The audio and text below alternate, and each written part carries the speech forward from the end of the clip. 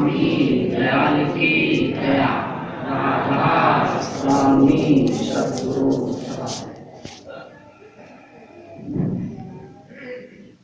करोरी कोई सत्संग आज बनाए, करोरी कोई सत्संग आज बनाए। नर देही तुम दुर्लभ पाई,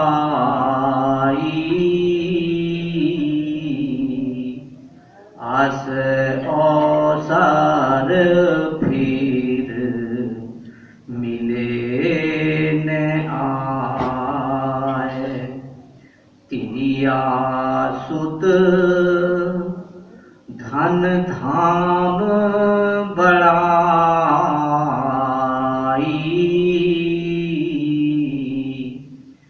यह सुख फिर दुख मूल दिखाए। करोरी कोई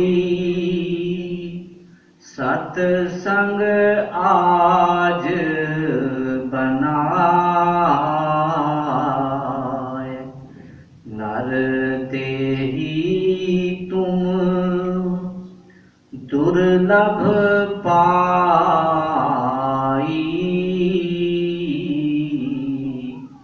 आस अवसर फिर मिले न आए। राधा स्वामी दयाल की दया, राधा स्वामी सद्गुरु साथ। एक बार फिर बोलना, सभी भाई बोलना, सभी बहन बोलना, प्यार से बोलना, मिलके बोलना।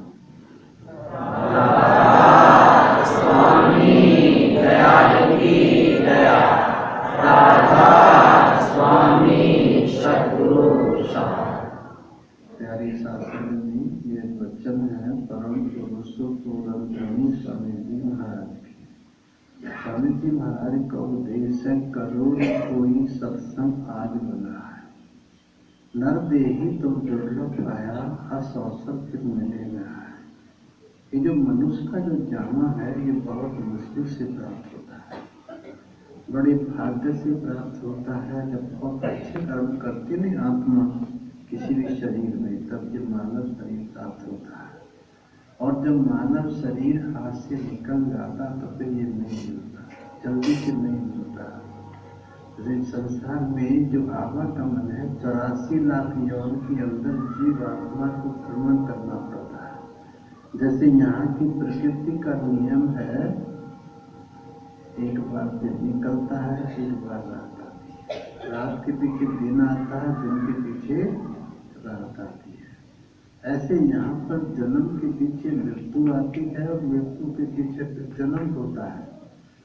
तो 84 लाख यौन होकर के आत्मा को ये नौकर मिलता है। और स्वामी कहते नर्तन पाए यत्न कर ऐसा, जिससे वो करताल मिले, उत्तम जौन पदार्थ नरकी फिर नहीं बारंबार मिले। देखो खाना भी बार बार मिलेगा और बाल बच्चे भी बार बार मिलेंगे, लेकिन मनुष्य ही नहीं मिलेगा।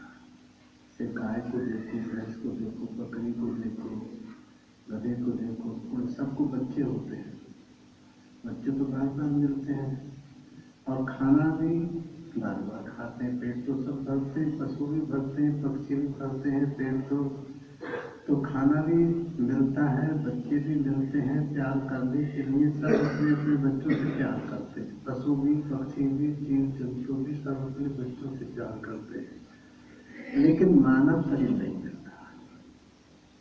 मानव शरीर दुर्लभ है, बहुत दुर्लभ, बहुत मुश्किल से मिलता है। शास्त्रों का कहना है सुर दुर्लभ सदगंधन गावा है, देवताओं को भी ये मनुष्य शरीर दुर्लभ है। सुर दुर्लभ सदगंधन गावा, सारे ग्रंथ सारी पोथियां इसी को कह रहे हैं कि देवताओं को मनुष्य शरीर दुर्लभ है।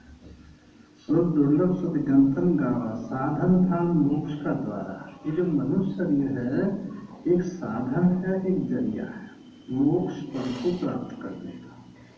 जैसे यहाँ आने का किसी का रेल साधन है, किसी का मोटर साधन है, किसी की साइकिल है, किसी का स्कूटर है, किसी की मोटरसाइकिल, सब साधन है, उसके जरिए हम यहाँ तक आए। ऐसे आत्मा को ये मोक्ष पद प्राप्त करने का एक साधन है, एक जरिया है। अगर ये चला गया तो आत्मा को मुक्ति नहीं मिलेगी। मोक्ष की मनुष्य शरीर के बगैर आत्मा को मोक्ष पद नहीं मिलता है। अमर पद तभी मिलता है आत्मा को तो मानव शरीर मिलता है और ये सत्संगत करती है। अगर ये देवी देवताओं की पूजा में लगे रही मनुष्य शरीर पाके तो मोक्ष नहीं मिलेगा। दान पुण्य में लगे रहे, जब तप में लगे रहे, जब भी किया तब भी किया, दान भी किया, पुण्य भी किया, स्वर्ग तो मिल सकता है। एक कितने समय के लिए मिलेगा स्वर्ग? जितना आप कर्म करोगे उतने समय के लिए स्वर्ग मिलेगा। जब वो कर्म खत्म हो जाएगा तो आपको किसी मृत्यु लोक में आना पड़ेगा।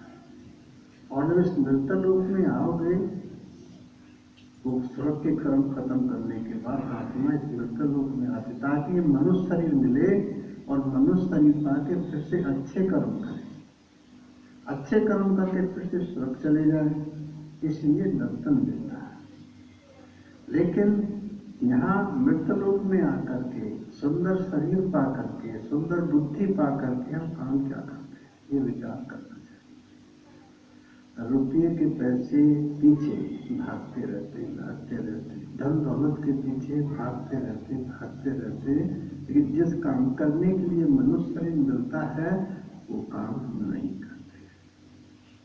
उस काम को वही प्राणी कर सकता, वही मानव कर सकता जो सत्संग में जाता है। जो सत्संग में जाता है उसको ज्ञान होता है कि मुझे क्या करना चाहिए, क्या नहीं करना चाहिए। जो सत्संग में नहीं जाता उसको ज्ञान नहीं होता है। सत्संग से ही ज्ञान मिलता है। जो दृष्टांत में आता है, एक बार राजा जनक ने एक सभा बुलाई, जो सबसे श्रेष्ठ होगा उसको मैं गुरु धारण करूंगा। तो राजा जनक के गुरु बनने के लिए बड़े बड़े ऋषि, बड़े बड़े महात्मा, बड़े बड़े जो है पंडित वहां पर आए, सब बैठे हुए थे। अब वो राजा की पसंद की मैं किसे गुरु बनाऊं। उसी सभा में अष्टवक्र मुनि आए, अष्टवक्र जिनके 8 कुंभ थे शरीर में, 8 कुंभ थे, अंडे बंडे शरीर थे और गिर पड़ के चलते थे। कभी इधर गिर जाते, कभी इधर गिर जाते, कभी इधर गिर जाते, ऐसे चलते थे। जब वो सभा के अंदर आए तो जितने भी सभाजन बैठे हुए थे सब उनको देख करके हंस पड़े। देखो टेढ़े मेढ़े शरीर वाला ये राजा जनक का गुरु बनने के लिए आया। सब हंसे। जब सब हंसे तो अष्टवक्र मुनि भी बहुत खिलखिला के हंसे। जब खिलखिला के हंसे, लोगों ने पूछा कि महाराज आप क्यों हंसे हो? अष्टवक्र ने पूछा कि तुम क्यों हंसे हो? कि हम तो इसलिए हंसे हैं, आपका टेढ़ा मेढ़ा शरीर है, 8 कुंभ शरीर के अंदर है और तुम राजा के गुरु बनने के लिए आए हो। तुम राजा के गुरु बनने के लिए आए हो। कहते मैं भी इसी बात पर हंसा हूं कि राजा जनक ने ये चमारों की सभा क्यों बुलाई है। अब सब लोग नाराज हो गए, गुस्से हो गए, लड़ाई करने के लिए, झगड़ा करने के लिए तैयार हो गए कि तुमने हमको चमार कहा।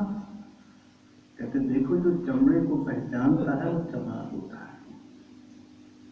मैं चमड़े को नहीं पहचानता, मैं आदमी के ज्ञान को पहचानता। जैसे ईंट के खेत में गन्ना टेढ़ा मेढ़ा होता है ना, टेढ़ा भी हो जाता है, गिर भी जाता है, लेकिन उसमें जो रस होता है वो तो सीधा ही होता है। इसलिए मेरा शरीर जरूर टेढ़ा मेढ़ा है, लेकिन मेरे अंदर जो ज्ञान है वो बिल्कुल सीधा है।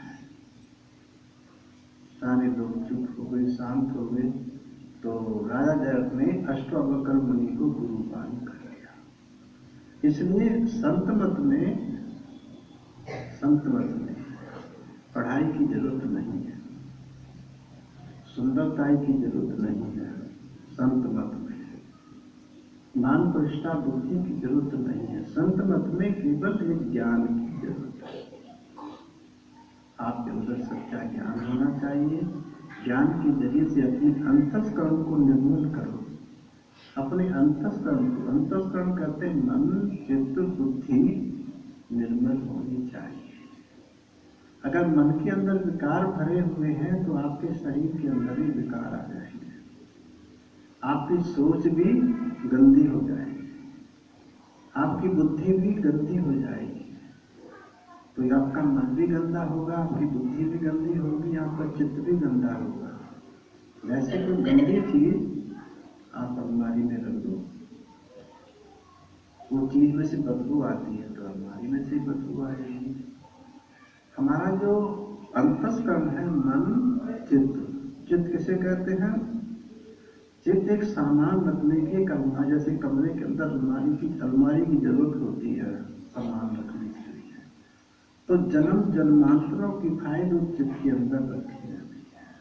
अगर वो चित्त गंदा हो जाता है तो वो फाइल में भी गंदगी पैदा हो जाती है। इसलिए स्वामी जी महाराज की सलाह है, करो री कोई सत्संग आज बना है, नर देही तुम दुर्लभ पाया। ये मनुष्य शरीर तुमको बहुत मुश्किल से मिला है और बिना सत्संग के आपको ज्ञान नहीं होगा। इसलिए सबसे पहले सत्संग करना सीखो। जो भाई जो बहन सत्संग में चले जाते हैं उनको एक इच्छा होती है कि मैं भी नाम लेकर के देखूं। उनके अंदर एक लगन होती है, एक इच्छा होती है उनके अंदर में।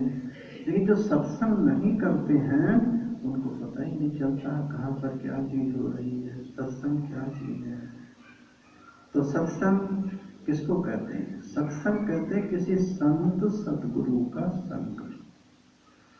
संत सतगुरु किसी को धन दौलत की बात नहीं बताते। संत सतगुरु किसी के कारोबार की बात नहीं करते हैं। संत सतगुरु के बाल बच्चों की बात नहीं करते हैं।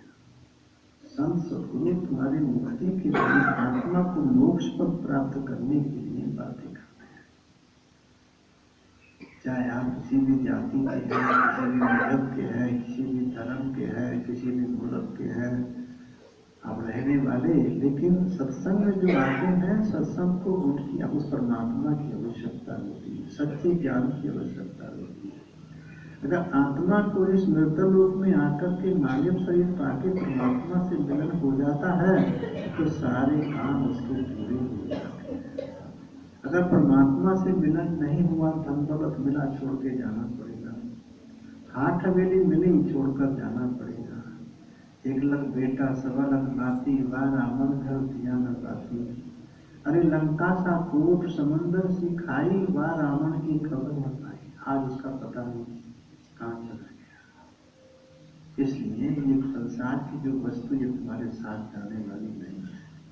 आत्मा को एक केवल परमात्मा की आवश्यकता है। जिसको परमात्मा का दर्शन हो जाता है उसे धन दौलत की लोड नहीं रहती है, उसको हाथ हड्डियों की लोड नहीं रहती, क्योंकि जानता है कि मुझे एक दिन जाना पड़ेगा।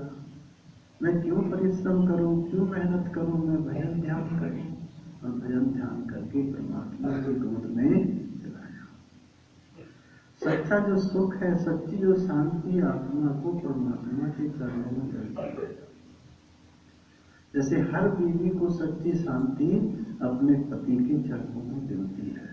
सच्चा जो सुख है, सच्चा धन दौलत में नहीं है वो सुख, हाथ हवेलियों में सुख नहीं है, वो जो पति के चरणों में सुख होता है।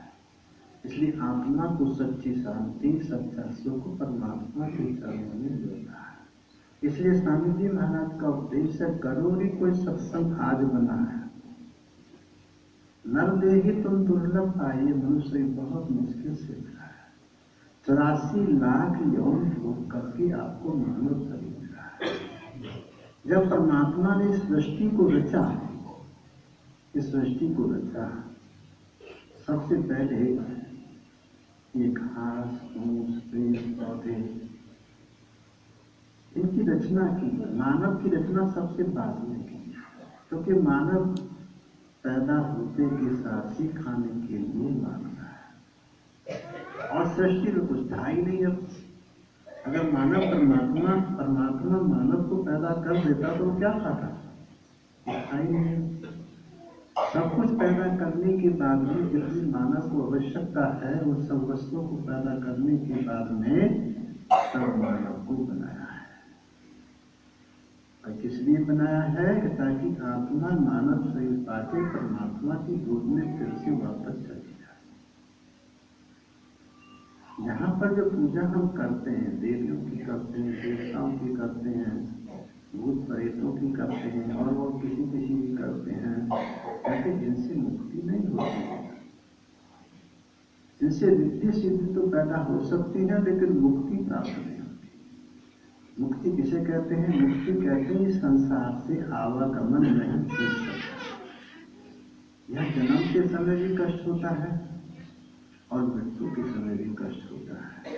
इसीलिए यहाँ तो कष्ट ही कष्ट, जब भी जन्म लोगे तभी कष्ट होगा, मृत्यु भी तभी कष्ट होगा। जब भी जन्म या मृत्यु कोई भी चीज होवे तभी कष्ट होगा।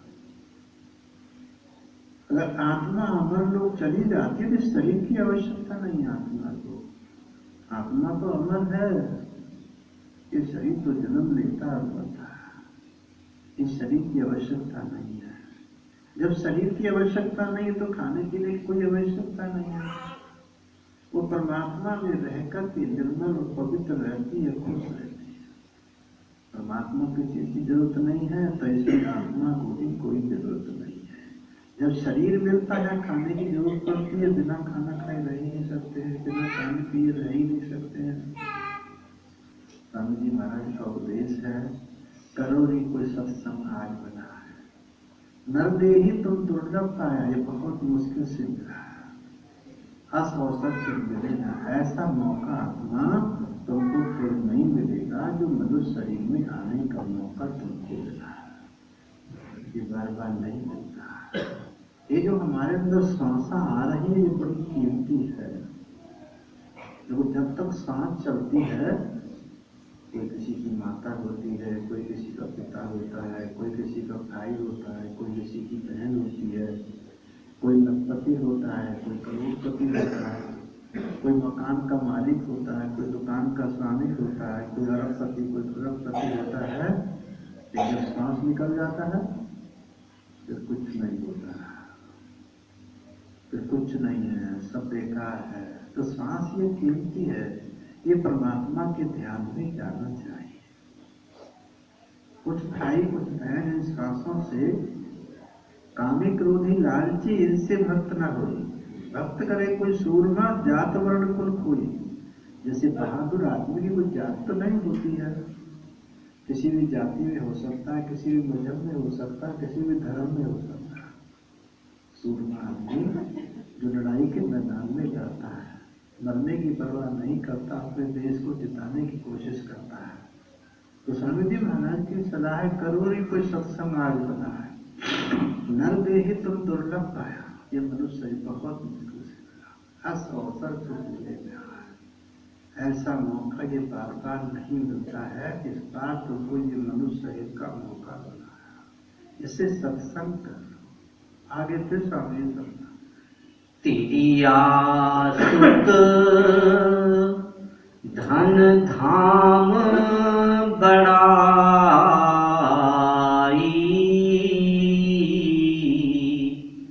यह सुख फिर दुख मूल दिखाए। आप प्राणिमा कहते हैं अपना, तेरी आसुत धन धाम बढ़ाई, स्त्री पुत्र त्रिया सुख धन धाम बढ़ाई। कुछ लोग सम्मान चाहते हैं, अपनी इज्जत चाहते हैं, बढ़ाई चाहते हैं, मेरी बढ़ाई हो गई, मेरा नाम हो गए। कहते हैं यह सुख फिर दुख मूल दिखाई, ये सुख फिर दुख के मूल्य में बदल जाते हैं। त्रिया सुख धन धाम बढ़ाई, यह सुख फिर दुख मूल दिखाई। यह सुख जो है अंतिम समय सब दुख के रूप में बदल जाते हैं, क्योंकि वो साथ ही नहीं जाता है। स्त्री साथ नहीं जाती है, पुत्र साथ नहीं जाता है, धन साथ नहीं जाता है, सब यहीं पर रह जाता। जब यहीं पर रहता तो कष्ट होता है, कष्ट होता है। मैंने कितना प्यार किया है, अब मेरे साथ कोई नहीं जा रहा। कितना धन दौलत कमाने में झूठ सच बोल के इकट्ठा किया, लेकिन एक भाई मेरे साथ नहीं जा रहा। क्रिया शुद्ध धन धाम बढ़ाई, अंतिम समय के लिए दुखदायी हो जाता है, कष्ट होता है, दुख होता है। मैंने परमात्मा की भक्ति नहीं की, इसको इकट्ठा किया और इस समय मेरे साथ नहीं जा रहा।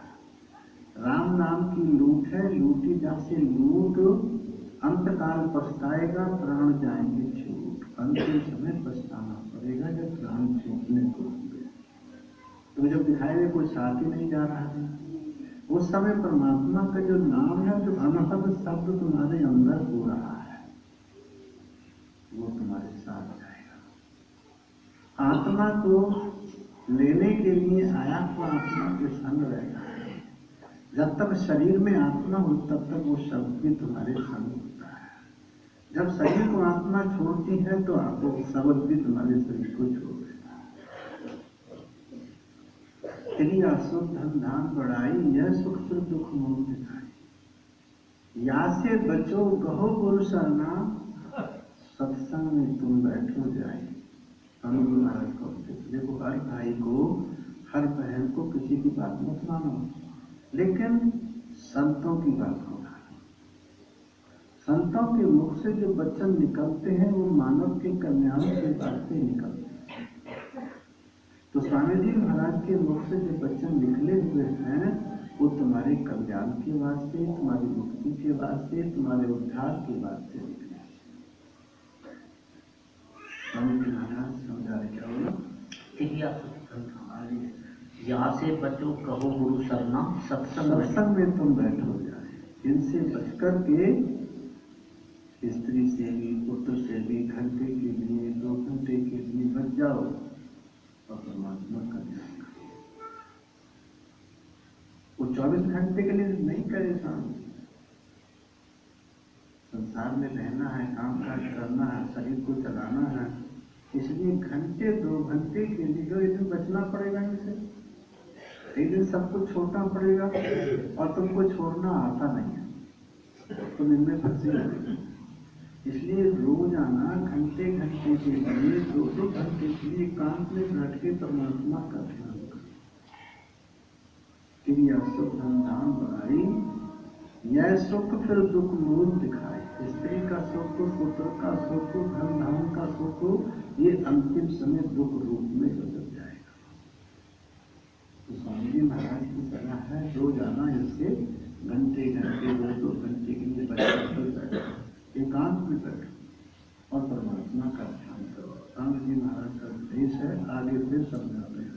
यह सब खेल रैन का सुपना,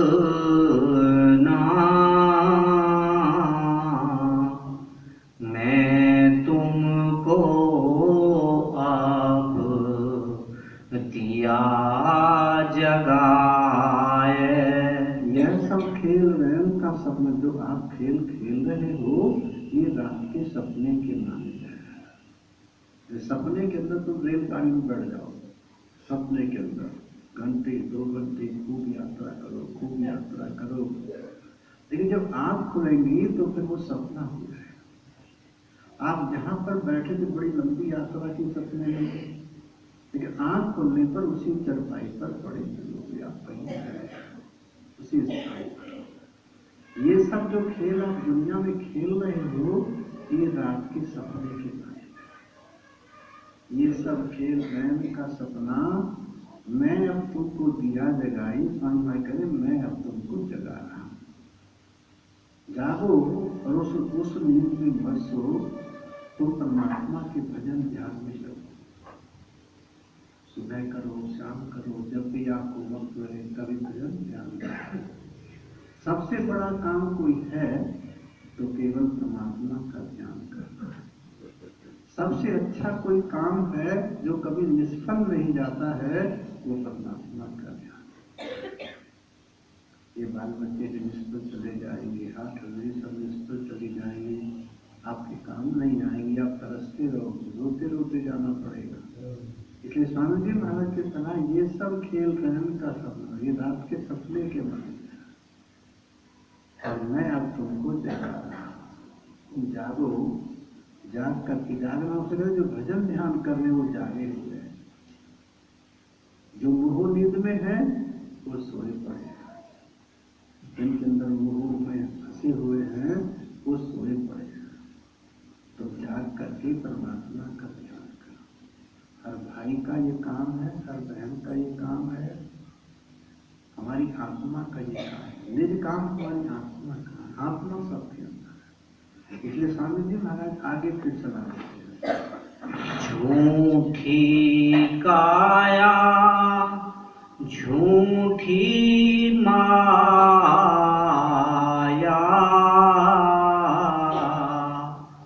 झूठा मन जो रहा लुभाए। आप स्वामी जी महाराज की बात पर ध्यान दो, ख्याल करो। स्वामी महाराज ने क्या कहा? झूठी काया, झूठी माया, झूठा मन जो रहा लुभाया। देखो इस काया को कितना प्रेम करते हैं, है ना? तेल लगाते हैं, साबुन लगाते हैं, इसलिए लगाते ताकि सुंदर बने, लेकिन अंतिम समय ये तुम्हारे साथ नहीं जाने वाली। झूठी काया, ये माया को कितना प्रेम करते हैं। जगत में माया सब उसको प्रेम करते हैं, लेकिन किसी के संग जाती नहीं, सबको अकेले ही जाना पड़ता है। झूठी काया, झूठी माया, झूठा मन जो रहा लुभाया। ये मन भी झूठा है जो झूठी वस्तु में फंसा बैठा है, ये मन भी झूठा है, ये झूठी वस्तु में फंसा बैठा है। तो स्वामी जी महाराज की सलाह इस काया को तुम छोड़ने का ख्याल करो, क्योंकि तो छोड़ना तो है जरूर, लेकिन जीते जी भी छोड़कर देखो इसको, तुम्हें कितना आनंद आता है। इस काया के अंदर प्रवेश करके देखो, इसके अंदर परमात्मा ने कितनी सुंदर सुंदर वस्तु रखी है, बहुत कीमती कीमती वस्तु रखी है। स्वामी जी महाराज का उपदेश है, जैसे एक आदमी नदी में डूब कर मरना चाहता था। वहां पर एक महात्मा बैठे हुए थे, महात्मा ने उनकी शक्ल को देखा कि आदमी मरने के लिए आया। महात्मा समझ गए, महात्मा ने कहा, अरे भैया क्यों मरे जाते हो, क्या बात है? महाराज मरूंगा तो क्या करूं, मेरा तो दिवाला निकल गया है, मेरा तो दिवाला निकल गया, मरूंगा तो क्या करूं? महात्मा ने कहा कि भैया मरो मत, कहते नहीं मैं तो मरना ही है मुझे। महात्मा ने कहा, सोचा कि अगर इससे तुम बार बार मना करोगे तो यही कहता रहेगा, तुमने कि भैया अच्छा मर जाना, मरने से पहले मेरा एक काम कर जाओ, मेरा एक काम कर जाओ। तुम्हारा क्या काम करूं? चलो तुम्हारा काम कर जाओ, तो तुम काम बताओ, क्या काम करो? कि जरा राज दरबार तक चलो। चलो राज दरबार में पहुंच गए। महात्मा ने कान में जाके राजा के कान में कुछ कहा। राजा ने कहा 2 लाख रुपए दूंगा भैया। उस आदमी सोचा नहीं कोई चीज ये बेच रहा है जिसकी राजा 2 लाख रुपए। उस आदमी ने कहा, महाराज क्या बेच रहे हो? कि भैया तुम तो मरने जा ही रहे हो, तुम्हारी आंखें बेच रहा हूं, जब मरोगे तो ये आंखें भी चली जाएंगी तुम्हारी, इसलिए ये राजा है संभाल कर रखेगा, और मुझको 2 लाख रुपए मिलता है, तो मेरा बड़ा अच्छे से काम करेगा। खाना कुछ पीना वो अच्छा होगा। साथ में ने कहा, महाराज आंख किसको बेचनी है? मैं नहीं बेचने का मतलब। कहते 2 लाख नहीं ले लो, 3 लाख ले लो, अरे 4 लाख ले लो, 5 लाख ले लो, बेटा क्यों खराब करते हो? नहीं महाराज मैं आंख नहीं बेचूंगा। फेफड़े बेच लो, 2 फेफड़े हैं आप पे, 2 लाख रुपए दे। देखो फेफड़ा कितना सुंदर है, ये आंखों से भी ज्यादा सुंदर है। क्यों सुंदर है? जब तक सांस चल रहा है तब तक आंख भी काम कर रही है, नाक भी काम कर रही है, हाथ भी काम कर रहे हैं, पैर भी काम कर रहे हैं। ये जब सांस बंद हो जाएगा, सांस कब बंद होगा? जब फेफड़ा काम करना बंद कर देगा। जब से बच्चा माता के गर्भ में आता है तब से फेफड़ा काम करना शुरू करता है। ये रात को भी करता है, दिन में भी करता है, तुम सो जाते हो लेकिन ये काम करता ही रहता है, सांस लेता रहता है, छोड़ता रहता है, लेता रहता है। कितना कीमती है। कोई आदमी मशीन बनाता है, किसी आदमी की मशीन 12 घंटे काम करती है, फिर रेस्ट मांगती है। किसी आदमी ऐसी मशीन बनाता है सिर्फ 24 घंटे काम करती है, फिर आराम मांगती है। कोई मशीन ऐसी भी है जो 6 महीने काम करती है, फिर आराम मांगती है। कोई मशीन ऐसी जो साल भर काम करती है, पूरे साल काम करती है, फिर रेस्ट चाहिए उसको। लेकिन ये कभी रेस्ट मांगता है, ये कभी रेस्ट नहीं मांगता है, ये काम करता ही रहता है, काम करता ही रहता है, कभी रेस्ट नहीं मांगता। ये कितनी सुंदर होगी, कितनी कीमती होगी मशीन ये, और हम इसको बर्बाद कर रहे हैं। कैसे बर्बाद कर रहे हैं? बीड़ी पी करके इसके अंदर धुआं कर रहे हैं, सिगरेट पी के धुआं कर रहे हैं, शराब पी के इनको खराब कर रहे हैं, फेफड़ों को खराब कर रहे हैं, अपने हृदय को खराब कर रहे हैं, अपने गुर्दों को खराब कर रहे हैं। ये कितने कीमती यंत्र हैं जिन्हें हम जानबूझ के खराब कर रहे हैं। जो शराब पीते हैं वो हलमंद नहीं होते हैं, वो अपने शरीर का नुकसान करते हैं। जो मीट खाते हैं वो भी अकलमंद नहीं होते हैं। तो किसी डॉक्टर के पास जाओ, जो हार्ट का स्पेशलिस्ट डॉक्टर है उसके पास जाओ, वहां बैठ कर के देखो कि हिंदू यहाँ ज्यादा है या मुसलमान ज्यादा है। आपको पता चल जाएगा ये जो मुसलमान ज्यादा है ये क्यों है कि ये मांस खा रहे हैं, इसलिए हृदय रोगी हो गए हैं। अगर हम भी खाएंगे तो हम भी हृदय रोगी हो जाएंगे। स्वामी जी महाराज की कया, स्वामी जी महाराज का उपदेश है झूठी काया, झूठी काया, झूठी माया, झूठा मन जो रहा लुभाया। ये वास्तव में जो लुभा बैठा ना, ये मन लुभा बैठा, ये भी झूठा है। ये झूठा क्यों है? ये काल का एजेंट है, आत्मा के पीछे काल भगवान ने भेजा है इसको। ये परमात्मा का भजन ध्यान ना कर ले, अगर भजन ध्यान कर लिया इसमें से सब लोग चले जाए, मेरे चंगों से निकल जाएगा। अगर इस प्रकार सारी आत्मा निकल जाएंगी तो फिर इस सृष्टि में कौन रहेगा? इसलिए काल भगवान इस मन को हमारे साथ भेजता है, ताकि भजन पर बैठोगे ज्यादा आपत खड़ी करेगा। जब भजन करोगे ना, जब ताजा तरंग इसके अंदर उठेंगे, कभी किसी की याद आती है, कभी किसी की याद आती, कभी कहीं जाता, कभी कहीं जाता, कभी कहीं जाता। एक घड़ी के लिए बैठ नहीं पाता है, कुछ ना कुछ विचार अंदर आते रहते, चलते रहते, चलते रहते। तो झूठी काया, झूठी माया, झूठा मन जो रहा, ये मन भी झूठा है जो झूठी वस्तु में फंसा बैठा है। आगे से स्वामी जी उपदेश करते हैं। सत्संग सच्चा, सतगुरु सच्चा,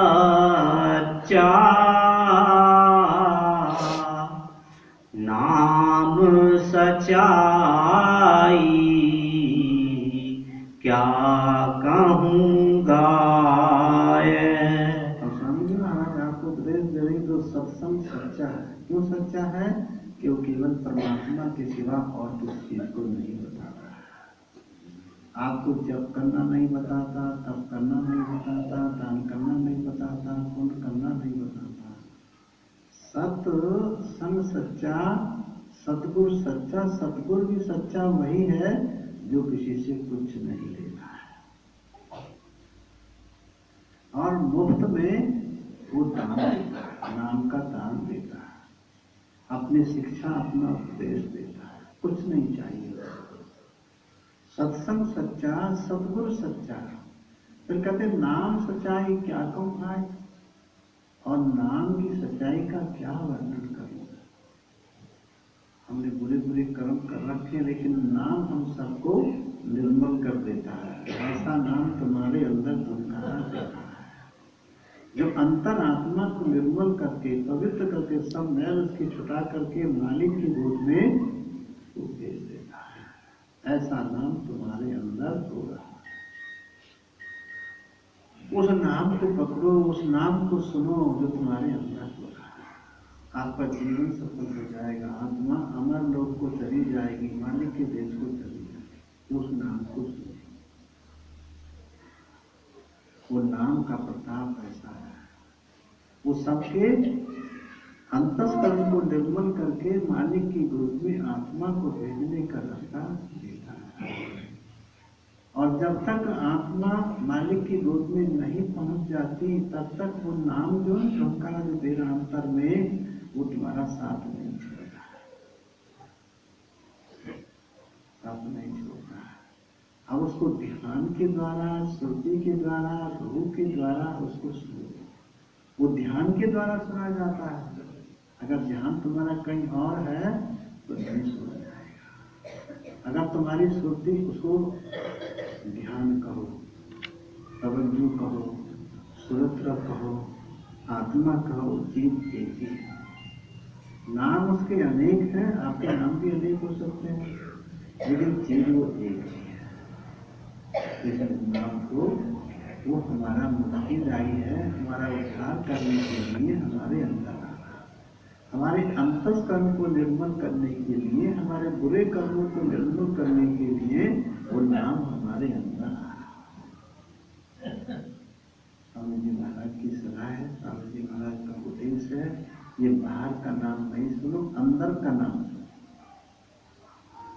जैसे आप राम राम कहते हो ना, राम राम, ओम भी कहते हो, शिव शिव भी कहते हो, और जीव ना हो तो कैसे कहोगे? तब तो जीव है तभी तक तो कह रहे हो। लेकिन अंदर का जो नाम है वो जीव से नहीं,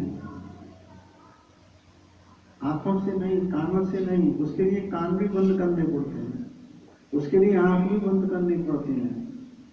जो अनहद सब अंदर में हो रहा है, उसको एकांत में बैठ के सुनो, उसको नाम है। वो तुम्हारे अंतस्करण को निर्मल करके आत्मा को परमात्मा की गोद में भेज देता है। उसका ये ड्यूटी है, ये काम है। उस नाम को छोड़ो। आगे फिर स्वामी जी समझाते हैं। मान वचन मेरा तू सजनी,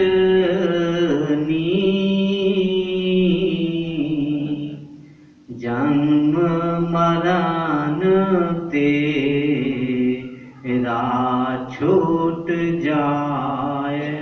स्वामी जी महाराज का उपदेश है, श्रुति अरूवती आत्मा मान वचन मेरा तू सजनी। है प्यारी आत्मा, मेरी बात को मान। है प्यारी आत्मा, मेरी बात को मान। तेरा ये जन्मने का कष्ट है और मरने का कष्ट है। सबसे ज्यादा कष्ट यहाँ पर जन्मते समय होता है, मरते समय होता है। ये दोनों समाप्त हो जाए।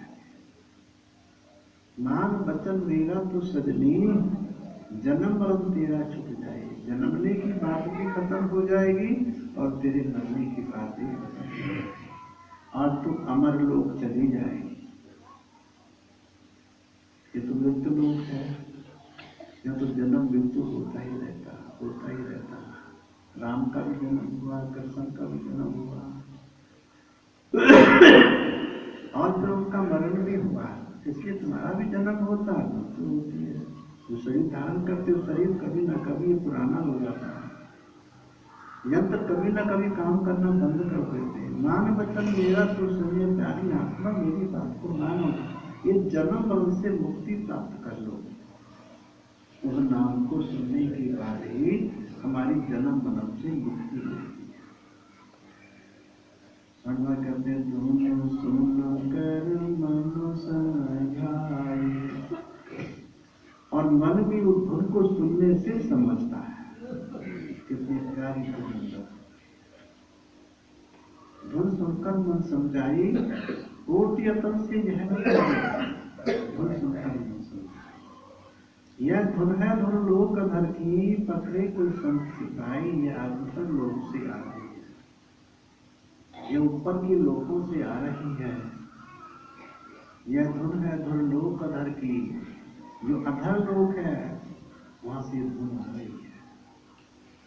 पकड़े कोई संत सिपाही, कोई इसको बिरला या सूरमा, कोई संत सतगुरु ये धुन को पकड़ता है, या संत सतगुरु के जो सेवक होते हैं उनका कहना मानते हैं, लोग धुन को पकड़ते हैं। जो धुन को पकड़ लेता है उसका बेड़ा पार हो जाता है, उसका बेड़ा पार हो जाता है। ध्यान से विचार करके देखो, खोज करके देखो आपके शरीर में कितने कितने कीमती वस्तु परमात्मा ने रखे हुए हैं, लेकिन हम सब चीजों को छोड़ करके बाहर में भाग रहे हैं। रात को भी भागते हैं, दिन में भी भागते हैं, और शांति कहीं नहीं मिलती है। आपने देखा किसी के पास एक छोटा सा मकान है, तो क्या सोचता है, मुझे एक छोटा सा मकान, छोटा सा मकान मिल गया, उसके अंदर अशांति और बढ़ गई है। क्या बढ़ गई है, ये दुमंजिला बन जाए। दुमंजिला बन गया सोचता यहाँ पर कूलर लग जाए, यहाँ पर पंखा लग जाए, यहाँ पर एसी लग जाए। अरे तो मकान नहीं था, छोटी सी शांति इच्छा थी मन में, लेकिन फिर इच्छाएं बढ़ती चली जाती है। जितने जितने बड़े होते जाते हैं, जितने बड़े होते जाते हैं, उतनी इच्छा भी बड़ी होती जाए, इच्छा भी बड़ी होती जाती है। तो स्वामी जी महाराज का उपदेश से, मान बचन मेरा तो सजनी, जन्म अब तेरा छूट जाए। ये जन्मने की बारी, मरने की बारी तेरी खत्म हो जाए, तो मेरी बात को मान लो, उस नाम को सुनो जो तुम्हारे अंदर हो रहा है। जो बाहर में नाम देते हैं ना, राधा स्वामी देते हैं, जो देते हैं, और नाम देते हैं, कहते हैं ये केवल अपने मन को रोकने के लिए, अपने ख्याल को रोकने के लिए भान ना पाए। सुमरन करते जाओ, सुमरन करते जाओ, लेकिन वो आपकी जो मुक्ति होगी, आपका जो उद्धार होगा, अंतर की जो आवाज आ रही है उससे उद्धार। मान बचन मेरा तू सजनी, जन्म मरण तेरा छूट जाए, तेरे जन्मने की बारी खत्म हो जाएगी और मरने की बारी भी खत्म हो जाएगी, तो मेरी बात को मान लो। स्वामी जी महाराज कहते हैं, आगे फिर उपदेश करते हैं, नाभ चढ़ चलो शब्द में पेलो,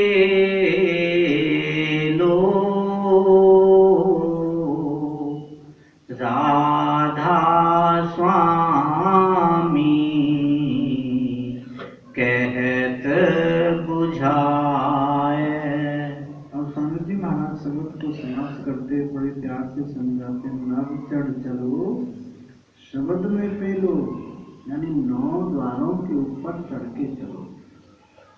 जब तक हमारी ख्याल, हमारी श्रुति 9 द्वारों को नहीं छोड़ती, इतनी धुन नहीं सुनाई देती है, वो आवाज नहीं सुनाई देती है। आवाज तभी सुनाई देती है जब हमारी श्रुत गगन में चली जाती है, आकाश में चली जाती है। आकाश किसे कहते हैं, हमारे शरीर में पृथ्वी तत्व है, हमारे शरीर में जल तत्व है, हमारे शरीर में अग्नि तत्व है, वायु तत्व है, आकाश तत्व है। पृथ्वी तत्व हमारे मूलाधार चक्र में है, यानी गुदा चक्र में पृथ्वी तत्व। जो कुछ हम खाते पीते हैं उसका सारा जब रस निकल जाता है, जब फोकस बचता है, पृथ्वी तत्व बचता है, गुदा चक्र में आ जाता है और शरीर से बाहर निकल जाता है। जल तत्व कहते हैं, स्वादिष्ट स्थान में जल तत्व है, जन इंद्रिय मूल के पीछे जल तत्व है। फिर अग्नि तक आपके मणिपुर चक्र में, जो नाभि जहां पर है वहां पर मणिपुर चक्र है, वहां पर अग्नि तत्व है। आप जो कुछ भी खाते हो पीते हो, यहाँ पहुंचने के बाद सब हजम हो जाता है। वो अग्नि की ताकत होती है जो आपको सब कुछ पचा देती है, सबको हजम कर देती है।